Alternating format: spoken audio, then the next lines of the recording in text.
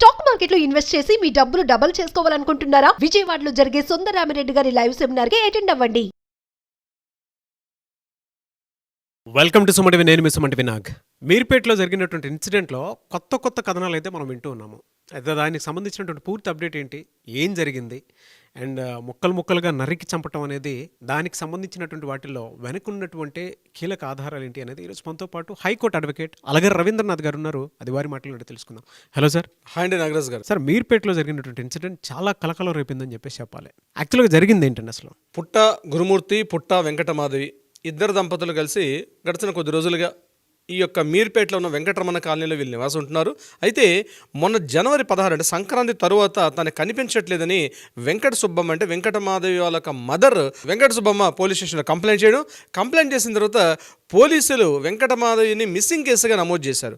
Missing కేసుగా నమోదు చేసి ఆమె మీద పూర్తిగా ఎంక్వైరీ ఎక్కడుందని చెప్పి వెతకడం మొదలుపెట్టారు. కానీ ఎన్ని రకాలుగా పోలీసులు ప్రయత్నాలు చేసినప్పటికీ కూడా వెంకటమాధవి యొక్క ఆచూకీ మాత్రం కనుక్కోలేకపోయారు.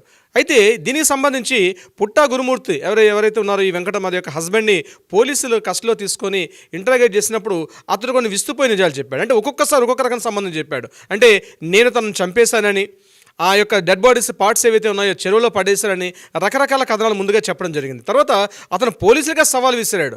అయితే నేను చేశాను కరెక్టే, కానీ మీరు వీలైతే సాక్ష్యాధారాలను చూపించుకోండి, మీరు చూపించకపోతే మీరు పూర్తిగా మీ పోలీస్ వ్యవస్థ పూర్తిగా ఫెయిల్ అయినట్టుగా, నాకు ఎటువంటి సాక్ష్యాధారాలు లేకపోతే నేను మరలా బయటకు వచ్చేస్తానని చెప్తూ కూడా అతను కొన్ని ప్రగల్భాల పోలీస్ స్టేషన్లో పలికడని కూడా మనకి మీడియాలో కొన్ని వార్తా కథనాలు అయితే రావడం జరిగింది. దీనికి సంబంధించి పోలీసులు ఈ కేసుని చాలా ప్రెస్టీజియస్గా తీసుకున్నారు. ఈ కేసు మిస్టరీ ఏంటి, అక్కడ బయట ఉన్నటువంటి సీసీటీవీ ఫుటేజ్ చూసినట్టయితే వెంకటమాధవి ఆ రోజు మార్నింగ్ ఇంట్లోకి రావడం తెలుసు. మరలా ఇంటి నుంచి బయటకు వస్తున్నటువంటి సమీపంలో ఉన్న సీసీటీవీ ఫుటేజ్ చూసినప్పుడు కూడా ఎక్కడికి తను బయటకు వెళ్ళినట్టుగా ఎక్కడ కూడా తనకు అనవాలి. అంటే ఇంట్లోకి వెళ్ళడం మాత్రం జరిగింది. సో ఇంట్లో ఏం జరిగింది, ఇంట్లో ఎలా మిస్సింగ్ జరిగింది, రకరకాల కోణాలుగా రకరకాల ఫోరెన్సిక్ కావచ్చు, ల్యాబొరేటరీస్ కావచ్చు, రకరకాల అంటే బ్లూ రేస్ కిరణాలు అంటారు, రకరకాలుగా చేసినప్పుడు మాత్రం ఎక్కడ కూడా ఆనవాలే దొరకలేదు. కానీ కొన్ని చిన్న క్లూస్ అయితే దొరికాయి, కానీ పోలీసులు వాటిని రివీల్ చేయలేదు.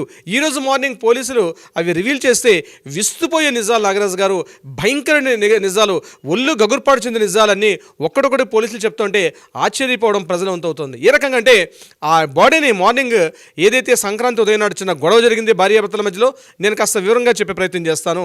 ఆ రోజు మార్నింగ్ గొడవ జరిగింది, భార్యాభర్తల ఇద్దరి మధ్య కూడా ఒక గొడవ జరిగింది. నెట్ వేసుకున్నారు, ఒకరికొకరు తోసుకున్నారు.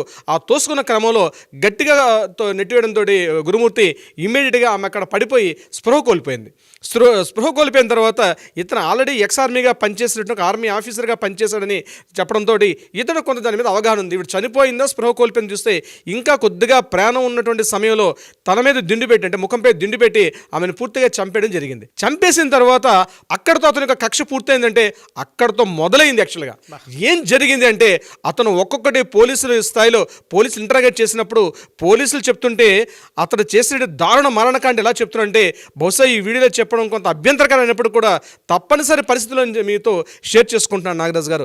ప్రధానంగా ఏం జరిగిందంటే అతను ఎప్పుడైతే చనిపోయిందని తెలిసిన తర్వాత కత్తి తీసుకొని ఒక మంచి మాంసాన్ని కట్ చేసే కత్తిని తీసుకొని మొత్తం ఎంటైర్ బాడీని 4 పార్ట్స్గా కట్ చేశాడు. కాళ్ళను ముందు కట్ చేశాడు, కాళ్ళు వేరుపడింది. చేతులు కట్ చేశాడు, చేతులు వేరుపడింది. మొండని కట్ చేశాడు, మొండని వేరుపడింది. తల మొండని వేరు చేసి 4 భాగాన్ని కట్ చేశాడు.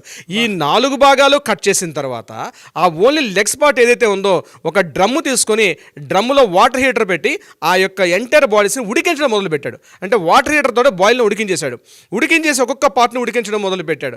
ఒక క్రూయల్టీ చూడండి, ఎంత క్రూయల్టీ అన్నది ఆ మంటల కండిషన్ చూడండి. కాళ్ళ భాగాన్ని వేరు చేశాడు, బాయిల్ చేశాడు. తర్వాత 2 చేతులను తీసుకొని ఆ బకెట్లో పెట్టి మరలా హీట్ చేశాడు, అది కూడా అయిపోయింది. తర్వాత మొండని చేశాడు, తర్వాత శిరస్సు భాగాన్ని, తల భాగానికి వచ్చేసాడు.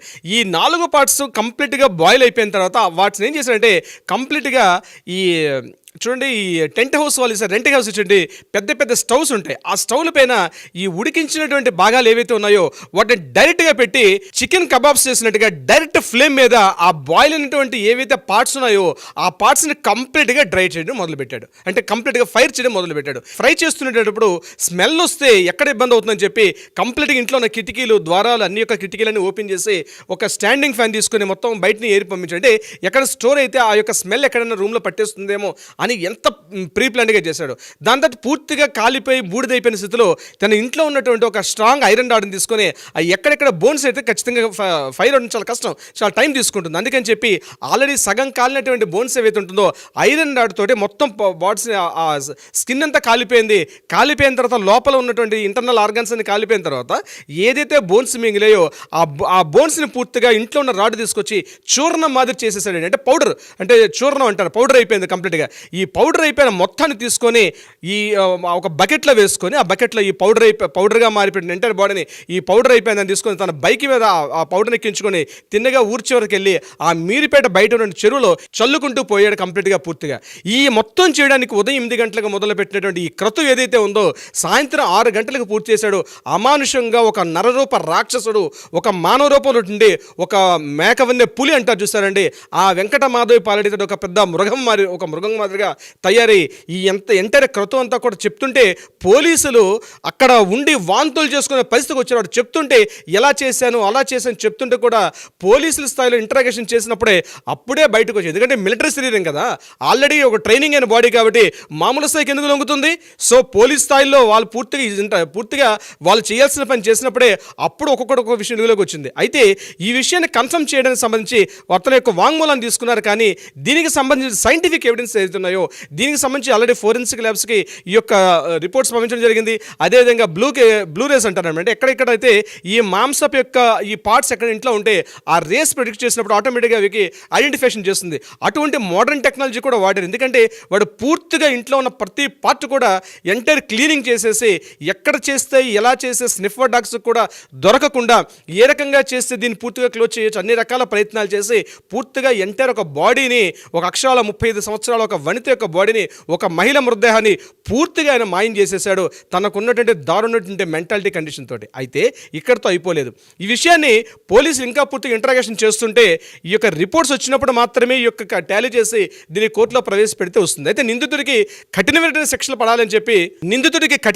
పడాలని చెప్పి ప్రతి ఒక్కరు కోరుకుంటున్నారు. కానీ నాగరాజ్ గారు ఒక విషయం ఇక్కడ గుర్తుపెట్టుకోవాల్సింది, నేరం చేసే ప్రతి ఒక్కరు మైండ్ సెట్కి చెప్తున్నాను, నేరం చేసే ఆలోచన ఉంటే ఎవరికైనా ఈ క్షణమే మర్చిపోండి, అటువంటి ఆలోచన తీసేసుకోండి. ఎందుకంటే నేరం చేసిన వాడు ఏదో ఒక రకంగా దొరికిపోతాడు.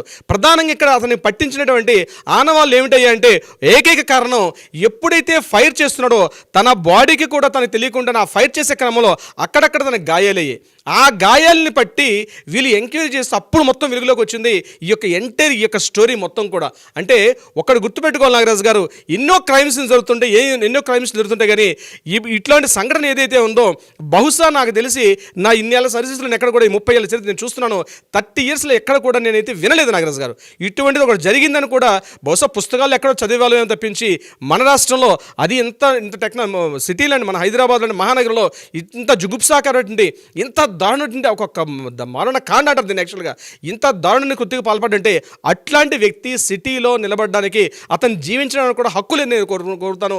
ఇది కాకుండా ఇతని తరపున ఎవరైనా అడ్వకేట్స్ కూడా కేసు వాదిస్తే మాత్రం దయచేసి మా అడ్వకేట్ ఫ్రెండ్స్ కూడా నేను చెప్తున్నాను, ఈ వ్యక్తికి ఎవరైనా దయచేసి అతని తరపున ఎవరు కూడా అతని తరపున వాదించవద్దు అన్న విజ్ఞప్తిగా నేను కోరుకుంటాను. నాగరాజ్ గారు చాలా జుగుప్సాకరం బాబాయ్, వింటుంటేనే నో వర్డ్స్ అని. ఏదైనా రైట్ జడ్జ్మెంట్ మాత్రం దీనికి ఉండాలని మాత్రం కోరుకుందాం అంతే. Thank you so much Ravindranath గారు. Thank you so much Nagaraj గారు.